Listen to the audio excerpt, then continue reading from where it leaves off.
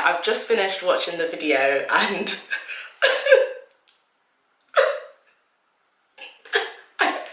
and so white people have used that with white supremacy. They've used that to make black men seem animalistic, and there comes this the racist trope and the racist stereotype that they're bigger, that they're animalistic, that they're wild. And but now when we're coming to look at social media, I think that a lot of people are using their interracial relationships for clout. Guys, welcome back to my channel. My name is SincerelyOghosa. If you haven't come across my channel before, I upload beauty, lifestyle, and straight talking videos, so please do make sure you subscribe. Click that subscribe button. I'm so close to 40,000 subscribers, and I would love to just be in your subscription boxes every week, just serving you that black girl realness. Of course, feel free to comment whether you agree, whether you disagree. Let's get a dialogue started, so please comment with your thoughts, and hopefully in the comment section we can find some common ground. So yes, please feel free to comment. So yeah, I've just finished watching the video and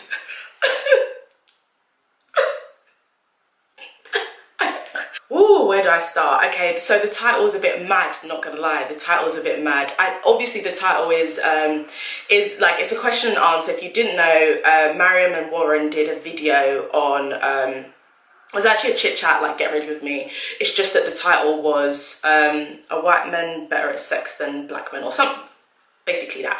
And that was a question that was sent in to them by their followers.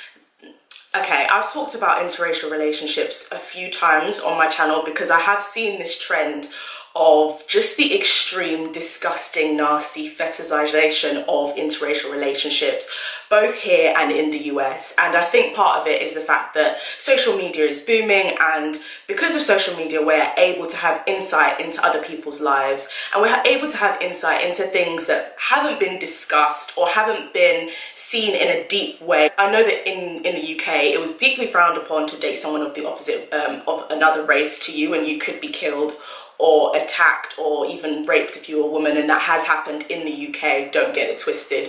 And then of course across the pond in the States, it was illegal to date a black person, to marry a black person. And then of course you had the loving situation, and that changed the laws and the legislature in the States. But we're still coming from that culture of it being kind of a new thing. Black women a lot of the time are seen as at the bottom of the social totem pole, especially when it comes to beauty and especially when it comes to dating.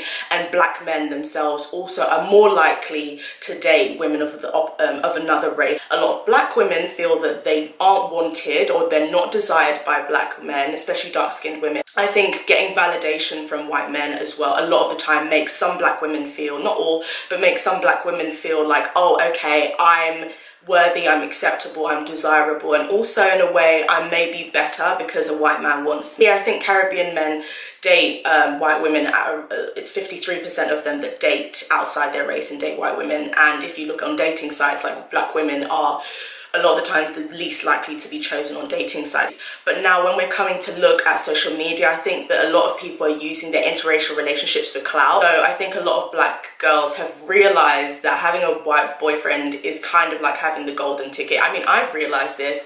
I'm not dating anyone, but I've realized that, you know, if you have a white boyfriend, like your channel can just blow, like just like that.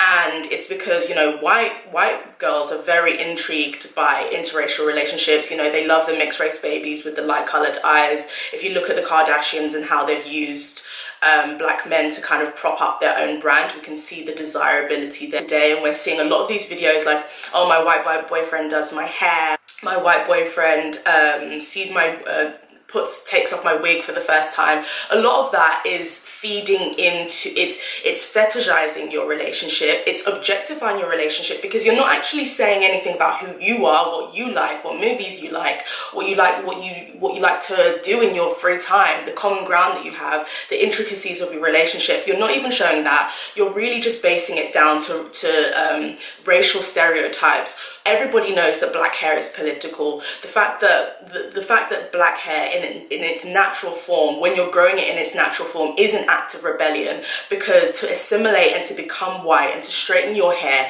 is seen as the normal thing to do. And so when you have Afro hair that's so different to white hair, it's almost seen as a novelty. It's seen as something that's just so different. And so black girls are using that to their advantage. They may not know the intricacies, and part of me doesn't think that they're doing it maliciously.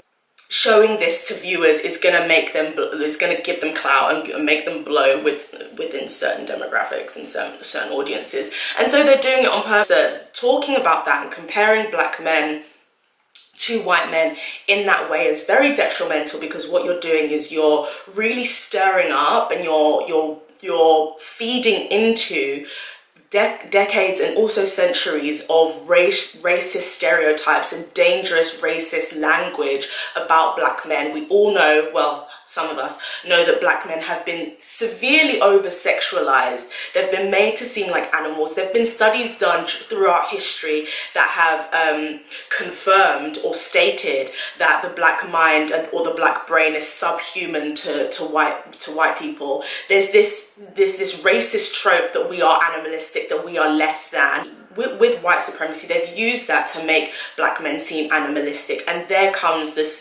racist trope and the racist stereotype that they're bigger, that they're animalistic, that they're wild in bed.